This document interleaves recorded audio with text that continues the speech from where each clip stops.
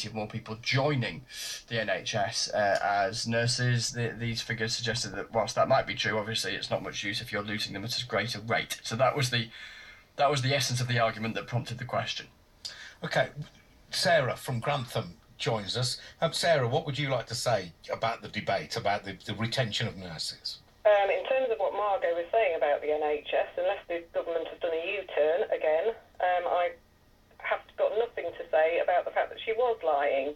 She is blatantly lying. The Conservative government, as have successive governments prior to the Conservative, they are demoralising staff, they are reducing services, they are cutting services. Lincolnshire is the second largest county in the country, and we are losing services at rate of knots, and they are trying to centralise services to one hospital, and that is happening in 44 other counties. And it's just disgraceful. I'm really, really saddened by what I'm seeing, happening to what I call the last beating heart of what makes Britain great, our NHS. Sarah, that word lie is a big one. In what way, I take it that you're passionate, and I take it you're concerned about cuts locally, but in what way did the Minister lie? By saying that, there was no intention to privatise the NHS. It is already being privatised. We are nearly at the end of the privatisation. The 5-year forward plan, which is being sort of set in stone for 2021, will see more cuts, more privatisation brought in. And like I say, unless she's suddenly backpedalling and trying to do a U-turn, which is possibly what the government next tactic will be, when elections come up, they just say what the public want to hear. And I'm just infuriated by everything I've heard this evening. I want to scream at the television, which is why I've contacted. So what would privatisation look like then? We're already part privatised. There's been privatisation in the NHS for an awfully long time, but what they're doing is they're cutting the funding back so far now that even the county councils and clinical commissioning groups are being held over a barrel by the government, and there is a threat of reduced funding if they don't carry out the national directive to actually cut services and actually, sort of privatise it further, which is what's happening. We saw this years ago. I mean, I've been nursing now for nearly 30 years. We saw it with the nursing homes.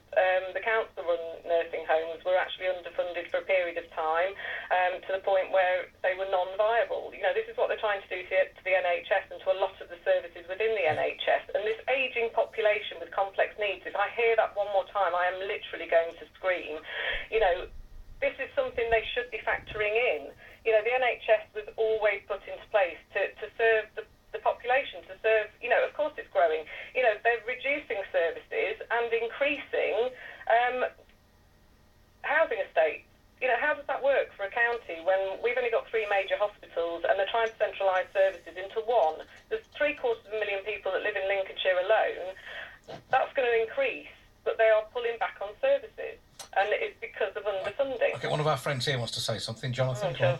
Yeah, I mean, I'm fascinated by this. I mean, you keep on saying cuts. One of the things which I found most egregious about your whole statement there was the country is terrible except for one part of it, which is the NHS, which is complete and utter nonsense. I didn't say the rest. No, that's exactly what you said. You said the last great thing about this country was the NHS. Well, frankly, that is a nonsense. Now, what are these cuts? Because we're currently spending £120 billion a year on the NHS, which is still less than the Tories. No, but it is more year on year on year. Every year they spend more and more of our taxes on the NHS. Centralisation is it's a very smart idea, because we don't need 12 cardiac units. We need 6 or 8 or 8 good ones. Have to travel 60 miles to their nearest A&E department. Well, hang on. Let's just focus on your other point as well, which is it's nearly privatised. It is not nearly privatised. It's there's a fraction of things that are privatised, things which make a lot of sense. For instance, why do we want to employ NHS delivery drivers to deliver stuff when DHL does it so much better?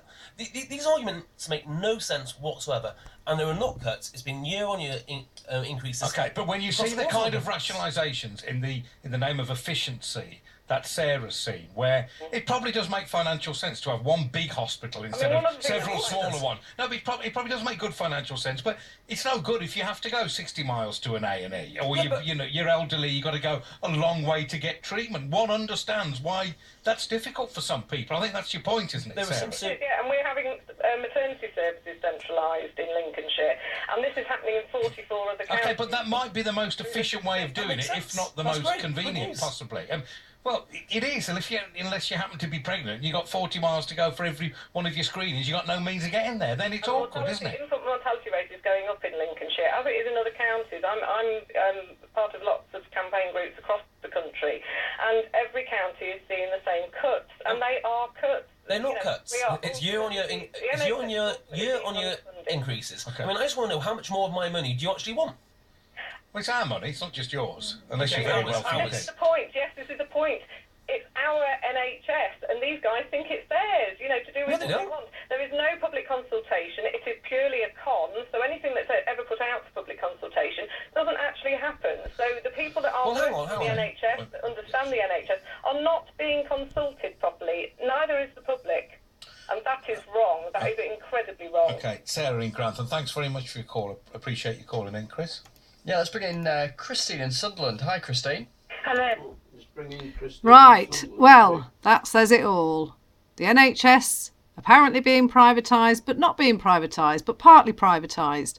So, is it being privatised or isn't it being privatised? Jonathan seems to think that parts of it are being privatised because DHL apparently do a better job than NHS drivers.